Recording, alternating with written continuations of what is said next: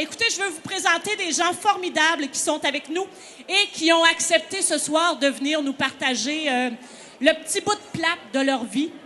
C'est pas nécessairement Jojo ce qu'ils ont vécu, mais je pense que c'est très important qu'on les écoute. Puis c'est important de voir aussi la Fondation Marie-Ève Saunier, c'est super, mais qu'est-ce que ça fait dans le concret, puis jusqu'à quel point ça peut influencer la vie des gens. Alors, je suis en compagnie de Francesca Sabourin, qui est ici. Francesca avait fait un témoignage l'an passé, puis elle va venir nous raconter un petit peu après, qu'est-ce qui se passe après, une fois que la maladie est derrière.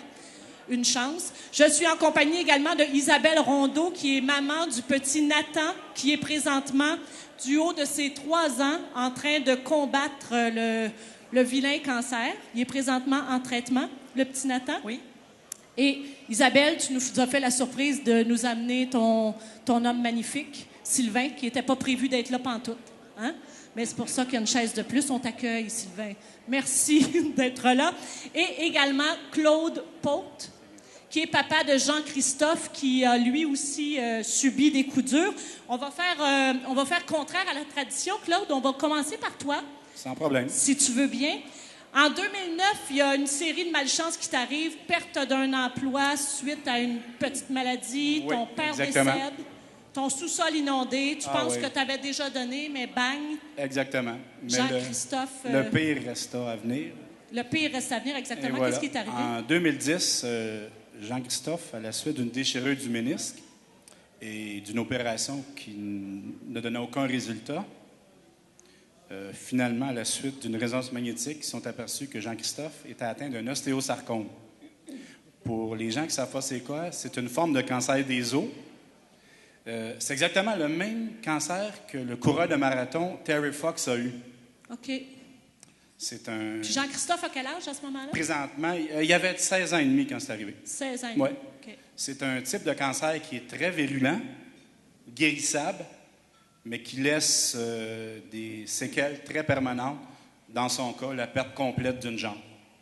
Il a été obligé de se faire amputer la jambe. C'est pas une amputation, c'est une désarticulation. C'est-à-dire, il lui reste simplement la fesse. OK. Et le reste est parti avec l'opération. Puis, le jour où on reçoit le diagnostic, qu'est-ce qui se passe après? Il y a beaucoup de choses qui sont déroulées par la suite. C'était quand même assez particulier et quand même assez pénible. De mon côté, en tant que père de famille, qui devait être le soutien de cette famille-là, tout s'écroula. J'avais plus aucun soutien. J'avais perdu mon emploi. Peu importe que ce soit financier, les gouvernements n'aidaient absolument en rien. J'étais rendu à une période où est-ce que j'avais perdu confiance, on peut dire, au genre humain, à la société, parce que j'avais tellement de refus devant moi, tellement d'obstacles, que je ne voyais absolument rien de concret et de positif qui arrivait. Puis, est-ce que ça veut dire que ça se traduit? Toi, tu n'as pas d'emploi. Donc, Jean-Christophe a des traitements par-dessus traitements. Voilà. J'imagine, ça ressemble à quoi ces semaines? Écoute, dans son cas, c'était 5-6 jours par semaine à l'hôpital. Il revenait à la maison pendant une journée ou deux, tout dépendamment si sa santé lui permettait. Parce que des fois, il peut arriver qu'il était comme les gens qui connaissent le cancer, quelqu'un qui est neutropénique, ça veut dire que tout son système immunitaire est à terre. Okay. À ce moment-là, on doit le ramener à l'hôpital d'urgence, ce que Jean-Christophe a subi quand même quelques fois aussi. Alors, c'est sûr que 5-6 jours à l'hôpital, revenait une journée à la maison, 5 jours à l'hôpital, une journée à la maison. Puis, qu'est-ce qui est formidable, c'est le soutien de la société que tu as eu. Quand tu n'avais plus d'emploi, tu avais besoin d'aide, tu es allé passer des entrevues pour retourner sur le marché du travail. Oui. Écoute, comment on t'a accueilli? Écoute, ça aussi, c'est une autre histoire assez particulière parce que lorsque j'ai fait des entrevues pour retourner sur le marché du travail, parce que, écoute, il faut être honnête, c'était soit perdre la maison ou essayer d'obtenir le marché du travail pendant que Jean-Christophe combattait le cancer. Lorsque j'ai eu des entrevues avec des entreprises qui me demandaient pendant 1 an ce que j'avais fait, et lorsque je leur mentionnais que depuis 1 an, j'étais en train d'aider mon garçon à combattre un cancer, l'entrevue changeait carrément de bord. Tellement qu'il y a même certaines entreprises qui m'ont demandé que si le cancer de mon garçon revenait, qu'est-ce que je ferais? Alors, finalement, ce que j'ai eu comme réponse pour ces gens-là, lorsque j'ai répondu au monsieur qui était devant moi, je dis, écoutez, le cancer de mon garçon a autant de chances de revenir que vous traversez la rue, vous faisiez frapper. Et en plus, si le cancer de mon garçon revenait, moi, je saurais comment y faire face. Vous, peut-être pas.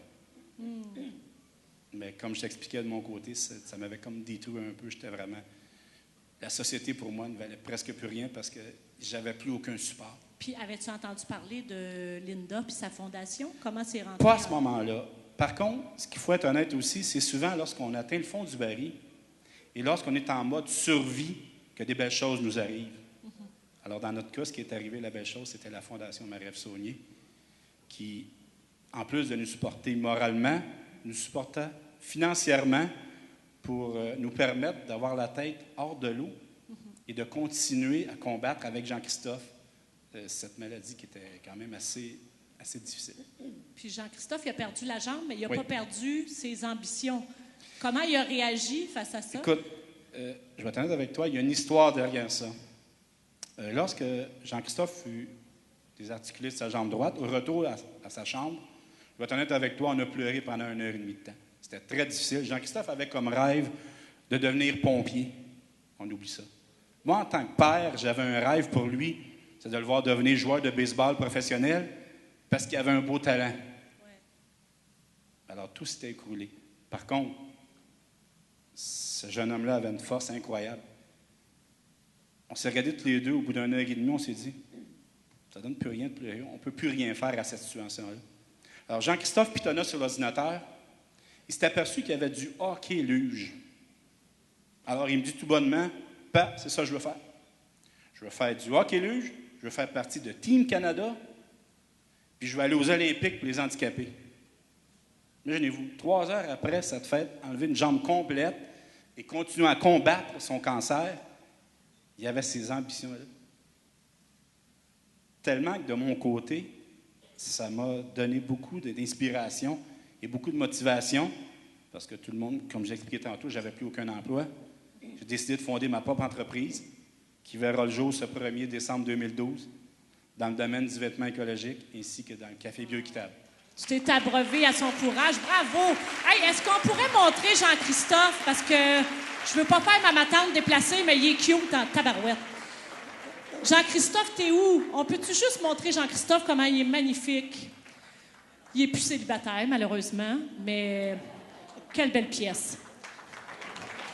Jean-Christophe, mesdames et messieurs. Hey, bravo, Jean-Christophe. On va te suivre aux Olympiques.